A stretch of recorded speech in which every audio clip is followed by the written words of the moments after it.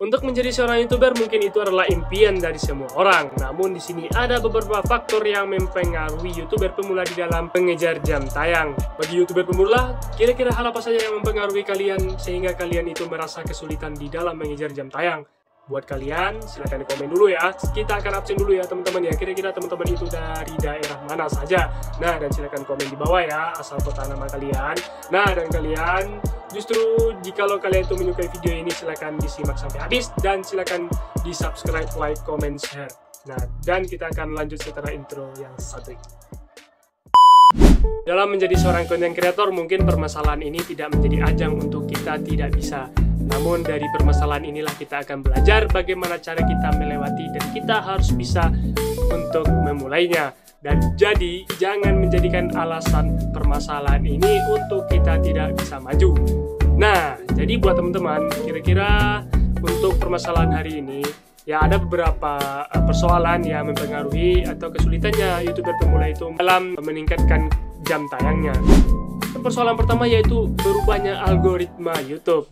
Dengan berubahnya algoritma YouTube, tentu YouTube itu akan menentukan untuk pengguna-pengguna akun lainnya, ya konten mana yang akan disarankan kepada pengguna itu.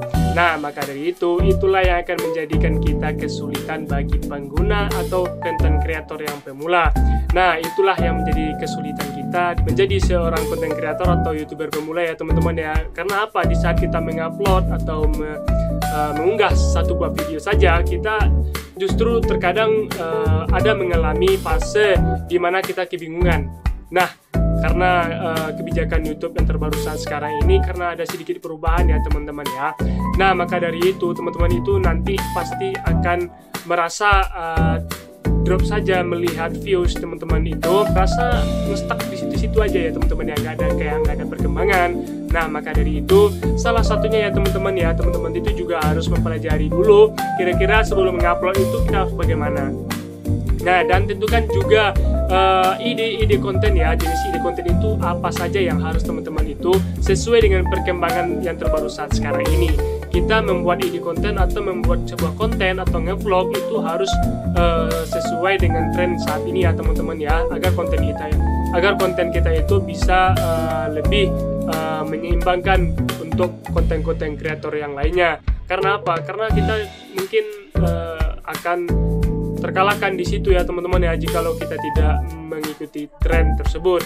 Nah, ujung-ujungnya kita akan pergi ke kolaborasi ya teman-teman ya. Bagi kita yang konten kreator pemula, kita harus wajib untuk melaksanakan kolaborasi ya teman-teman ya. Karena apa? Dengan kolaborasi tersebut kita bisa bersatu dengan kreator yang lainnya. Itu cara menumbuhkan satu buah bibit ya. Sama seperti pekerjaan, jikalau pekerjaan itu kita kerjakan secara bersama, pasti akan terasa ringan ya teman-teman ya. Ingat, pasti akan terasa ringan. Jadi bagi sebuah akun yang baru berkembang, jikalau kita mengaitkan ke akun yang sudah berkembang, nah jadi di situ dia akan cepat tumbuh ya teman-teman ya. Maka dari itu teman-teman itu tetap konsisten ya teman-teman ya. Dan ada pun yang mempengaruhi YouTuber pemula itu contohnya saja seperti saingan yang ketat ya teman-teman ya. Karena di era tahun 2024 ini bagi konten kreator itu adalah persaingan yang sangat ketat sekali ya teman-teman ya. Karena sudah banyak timbulnya ya para konten kreator itu sudah banyak saat ini. Maka dari itu bagaimana kita cara bersaing sehat dengan mereka, yaitu dengan cara menentukan ide-ide terbaru yang ada di pikiran kita. Jadi kita akan nge-stok beberapa ide-ide konten yang akan kita nge-vlog. Bagi YouTuber pemula kita harus begitu ya teman-teman ya. Minimal dalam seminggu kita harus lebih daripada 5 buah konten ya. Kita harus bisa 5 buah konten. Jadi buat teman-teman yang baru, mudah-mudahan cepat lah ya berkembangnya. Nah, dan kesalahan yang mempengaruhi selanjutnya adalah perubahan kebiasaan konsumen atau audiens kita. Nah, maka dari itu, dengan perubahan itu, bagaimana cara kita menganalisa perubahan orang tersebut? Nah, di situ kita bisa menentukan apa sih sebenarnya konten yang akan kita buat. Bagaimana sih kita cara membuat sebuah konten yang akan menuju langsung kepada target kita. Nah, itu ya teman-teman ya, karena kebiasaan konsumen sekarang ini sudah berbeda. Dan maka dari itu, buat YouTuber pemula kita harus menentukan dulu seperti target audiens kita. Ya, ingat ya. Dan persoalan yang mempengaruhi selanjutnya adalah aturan dan kebijakan atau aturan ya teman-teman ya. Karena di sini akan menjadi kita akan kesulitan di dalam mencari jam tayang ya teman-teman ya. Maka dari itu intinya kita tuh harus tetap fokus, konsisten, dan maju terus ya teman-teman ya. Ingat target kita itu siapa, dan coba kita berusaha lebih lagi ya teman-teman ya, meningkatkan skill kita ya di dalam membuat video. Nah itu salah satu ya teman-teman ya. Dan jangan lupa ya teman-teman ya, teman-teman itu harus memberikan video yang informasi yang penting, informatif, atau yang seperti apa target yang kalian tuju. Nah jadi sebelum kita konten, perhatikan dulu target audiens kita, kira-kira siapa target kita. Nah itu yang penting ya teman-teman ya. Mungkin itu saja dulu ya teman-teman ya, kira-kira yang mempengaruhi atau kesulitannya para YouTuber pemula di dalam meraih jam tayang.